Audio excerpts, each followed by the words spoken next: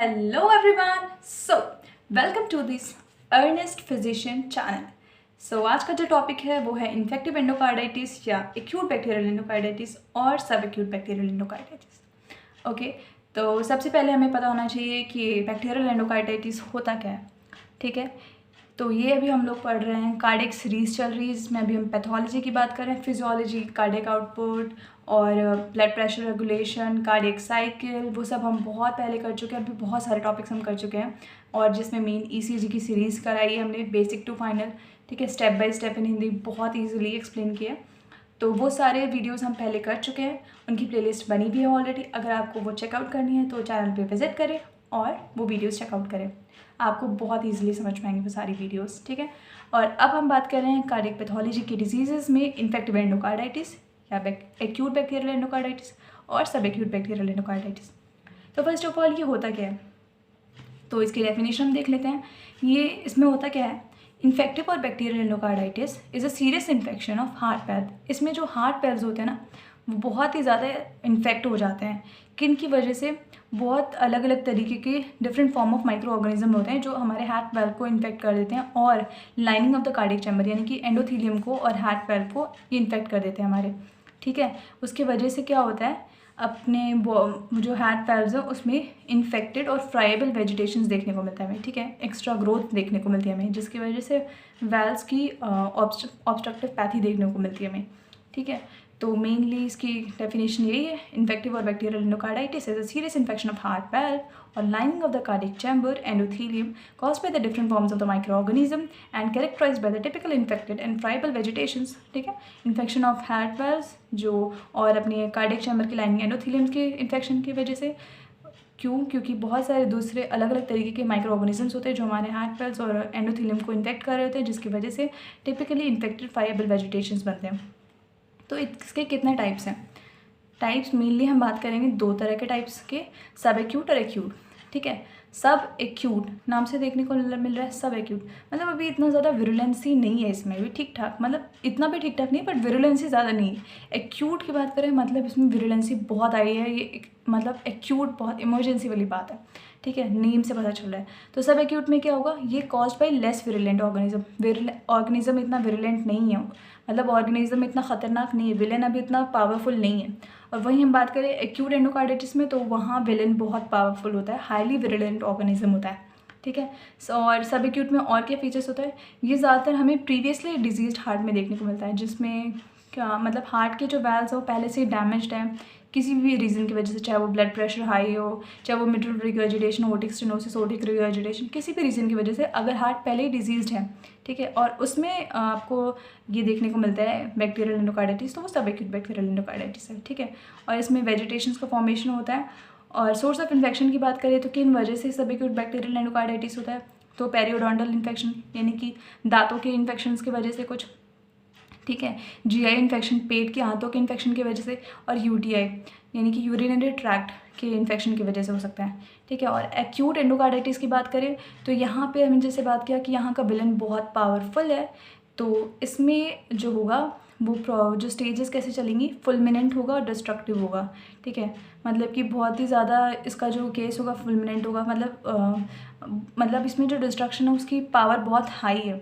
ठीक है, तो इसमें मोर फ्लोरिड वेल्व डिस्ट्रक्शन होगा और ग्रेटर एब्सेस फॉर्मेशन होगा. ठीक है, इसमें एब्सेस फॉर्मेशन भी आपको देखने को मिल रहा है वेजिटेशन के साथ साथ.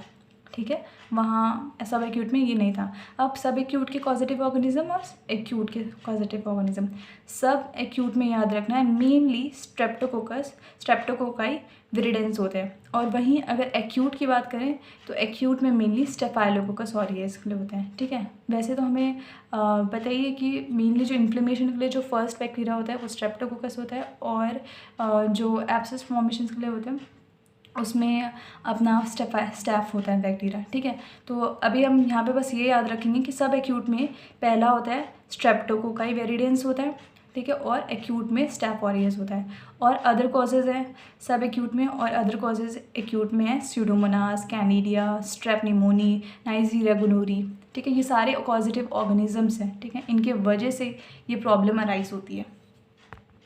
अब बात करते हैं हम कि और क्या क्या प्रीडिस्पोजिंग फैक्टर्स हो सकते हैं, यानी कि पहले ही ऐसी कौन कौन सी कंडीशन हैं जिसकी वजह से ये बैक्टीरियल एंडोकार्डाइटिस डेवलप हुआ। हो सकता है आपने प्रोस्थेटिक कार्डियक वाल्व लगवाया हो, ठीक है, यानी कि जो मतलब आर्टिफिशियल कार्डियक वाल्व्स होते हैं ना, वो लगवाए हुए उनकी वजह से, या फिर कंजेनाइटल हार्ट डिजीज़ हो आपको, या फिर कार्डियक ट्रांसप्लांट करवाया हो आपने, ठीक है, उसकी वजह से। और बहुत सारे ऐसे मेडिकल प्रोसीजर्स होते हैं जिनकी वजह से बैक्टीरियल एंडोकार्डाइटिस हो जाती है। तो वो प्रोसीजर्स क्या हो रहे हैं, आपने एडिनेक्टोमी करवाया हो, जो एडिनोइड्स होते हैं, ठीक है, उनका रिमूवल करवाया हो, तो टॉन्सिलेक्टोमी, टॉन्सिल्स का रिमूवल करवाया हो, या आपने डेंटल एक्सट्रैक्शंस, टूथ निकलवाया हो, दांत निकलवाते हैं ना वहाँ, उसकी वजह से हो सकता है। या फिर हो सकता है कि सूजर रिमूवल करवाया हो आपने। ये सारे क्यों हो रहा है, क्योंकि हो सकता है कि आपके जो मतलब हो सकता है कभी कभी ऐसा भी होता है कि जो इंस्ट्रूमेंट यूज़ कर रहे हैं ना ड्यूरिंग दिस प्रोसीजर वो स्टेरिलाइज नहीं है, स्टेरिलाइज नहीं हो तो उससे जो बैक्टीरिया का इन्वेजन होता है वो और ईजिली हो जाता है, ठीक है। और हो सकता है आपने रूट कैनाल प्रोसीजर करवाया हो दांतों के डेंटिस्ट के पास, या फिर आपने सिस्टोस्कोपी करवाई हो यूटीआई के लिए, ठीक है, और भी बहुत सारे रीजंस होते हैं। अब देखिए, किसी भी चीज़ को समझने के लिए हमें ये पता होना चाहिए कि उस डिज़ीज़ में क्या पैथोफिजियोलॉजी, किस तरीके से वो डिज़ीज़ डेवलप हो रही है और क्या पैथोलॉजी प्रोड्यूस कर रही है वो बॉडी में। तो अभी हम बात करते हैं इसकी पैथोफिजियोलॉजी की। तो पैथोफिजियोलॉजी में सिंपल है कि जितने भी हमने पॉजिटिव फैक्टर्स पढ़े हैं और जो भी पॉजिटिव रीजंस पढ़े हमने, प्रीडिस्पोजिंग फैक्टर या जो भी, ठीक है, हाइपरटेंशन से लेके इन्फेक्शन से लेकर के प्रोसीजर्स, मेडिकल प्रोसीजर से लेके पॉजिटिव ऑर्गेनिज्म से लेके स्ट्रेप और स्टेफ, इन सब को कंबाइन करते हैं, कोई भी रीज़न हो, उसकी वजह से क्या होगा, अपना एंडोथीलियल डैमेज होगा, कार्डियक चैम्बर का एंडोथीलियल डैमेज होगा। उसकी वजह से क्या होगा, डैमेज होगी तो वहाँ पे ठीक करने के लिए, सूचर्स लगाने के लिए, पट्टी लगाने के लिए तो आएंगे ही ना, फिब्रिन्स आएंगे, फिब्रिन और प्लेटलेट का डिपोजिशन होगा, तो वो वहाँ पे थ्रोम्बस फॉर्मेशन हो जाएगा, ठीक है। थ्रोम्बस फॉर्म हो गया तो वो क्या करेंगे, वो एक तरीके से ना नाइडस बन गया, एक घर बन गया बैक्टीरिया के लिए। तो वहाँ क्या होता है, बैक्टीरिया कोलोनाइज कर जाती हैं, फिर बैक्टीरिया वहाँ प्रोलिफरेट करती हैं, और प्रोलिफरेशन की वजह से देख रहे हो ये जो सारा मैकेनिज्म हो रहा है, ये आप समझ रहे हो हार्ट के चैम्बर के एंडोथीलियल डैमेज की वजह से हो रहा है। तो यानी कि हार्ट की प्रॉब्लम की वजह से हो रहा है, मतलब हार्ट के मेन लेयर्स के एंडोथीलियल डैमेज की वजह से हो रहा है। तो हार्ट तो मेन अपना पंपिंग चैनल है, यहीं से सारा ब्लड जो है वो बॉडी में जा रहा होता है। तो अगर मान लो यहीं बैक्टीरिया का इन्वेजन हो गया, अगर बैक्टीरिया इन्वेट कर गया यहाँ, तो बैक्टीरिया में भी देखने को मिल सकता है हमें, ठीक है, ब्लड में बैक्टीरिया का वो प्रेजेंस, ठीक है। तो और आगे हम देखते हैं बैक्टीरियल प्रोलिफरेशन की वजह से क्या होगा, वेजिटेशंस का फॉर्मेशन हो जाएगा, ठीक है। वेजिटेशन में क्या होता है, fibrin plus platelet plus bacterial complex. पहले फिब्रिन और प्लेटलेट तो था ही, पट्टी मलम पट्टी तो पहले हो चुकी थी, अब यहाँ बैक्टीरिया और आगे, ठीक है। तो बैक्टीरिया आ जाने की वजह से यहाँ पे वेजिटेशंस का फॉर्मेशन हो जाता है, ठीक है, ग्रोथ, एक्स्ट्रा ग्रोथ हो जाते हैं। Vegetation is like this, like see, ये है ओटिक वाल्व, ये उसकी ओपनिंग है, ये कस्प ऐसे क्लोज और बंद, खुलते और बंद होते हैं, ठीक है। इसी तरीके से मेटल वाल्व है। अब ये आप देख रहे हो इन एरियाज़ में यहाँ पे वेजिटेशंस हो गए, तो आप समझ रहे हो ये वेजिटेशंस क्या करें, इन वाल्व्स को प्रॉपर खुलने नहीं देंगे, और फिर लेटर अगर ये फाइब्रोस हो जाएंगे तो यहाँ पर क्या हो जाएगी, खिंचाव हो जाएगा, तो उसकी वजह से भी वाल्व्स में प्रॉपर ओपनिंग नहीं होगी, क्लोजिंग नहीं होगी, और रिगर्जिटेशन होगा ब्लड का, ठीक है। तो ये वेजिटेशंस का फॉर्मेशन हो रहा है। वेजिटेशंस में 3 लेयर्स होते हैं, आउटर, मिडल, इनर। आउटर हमने बात कर ली फिब्रिन, मिडल जो है वो बैक्टीरिया है, और जो इनर है वो उसमें RBC WBC प्लेटलेट्स देखने को मिल रहे हैं। कभी कभी ऐसा भी हो सकता है कि वेजिटेशंस जो है ये डिटैच हो सकते हैं, वहाँ अपनी प्लेस से हट के, मतलब मान लेते हैं ये वेजिटेशंस यहाँ बने हुए हैं, ठीक है, ये यहाँ से डिटैच हो गए, ठीक है, और ये एज ए एम्बोलाई अपने बॉडी में वेसल्स में मूव कर रहे हैं, ठीक है। तो ये एम्बोलिज्म कॉज करेंगे, ठीक है। एम्बोलिज्म मतलब कि जो सप्लाइंग आर्टरीज़ हैं, जो वेसल्स हैं किसी भी ऑर्गन को, मान लेते हैं ये स्प्लीन को सप्लाई कर रही है, ये आर्टरी, स्प्लीनिक आर्टरी, और अगर स्प्लीनिक आर्टरी में ये ऑब्स्ट्रक्शन हो जाए, ये जो एम्बोलाई है ये जाकर के स्प्लीनिक आर्टरी में ये ऑब्स्ट्रक्ट कर दे, तो यहाँ पे क्या हो जाएगा, स्प्लीन में इन्फाक्शन के साइन आपको देखने को मिलेंगे। तो आपको ये एम्बोलिज्म बहुत से ऑर्गन्स में देखने को मिल सकता है, kidney, spleen, brain, peripheral vascular system में देखने को मिल जाएगा। तो अगर वहाँ ब्लड सप्लाई रुक गई तो ऑब्वियसली वहाँ के सेल्स की डेथ होने लग जाएगी और इन्फाक्शन देखने को मिलेगा हमें। Will talk about in the next video, हम बात करेंगे साइन एंड सिम्टम्स की और इन्वेस्टिगेशन और मैनेजमेंट की, ओके।